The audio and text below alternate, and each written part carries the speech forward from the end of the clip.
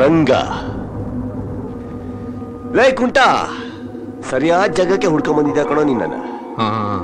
ಸುಡ್ಗಾಡ್ಗೆ ಬಂದಿದ್ದೆ ಅಂದ್ರೆ ನನ್ನ ಮಗನೇ ನಿನ್ ಟೈಮು ಹರೋಹರ. ಕುಂಟ ಅವ್ನು ಮಾತಾಡ್ತೀನಿ, ತಪ್ಪು ತಿಳ್ಕೊಂಬೇಡ.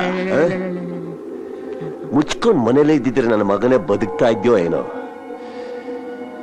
ಸಾವ್ನ ಡೈರೆಕ್ಟ್ ಆಗಿ ಫೇಸ್ ಟು ಫೇಸ್ ಮಾಡ್ತಾ ಇದೀಯಾ. ಬದುಕಲ್ಲ ಕಣ. ಯಾರ್ದು ಬಡ್ರು ಸಾವು ಯಾರ್ದು?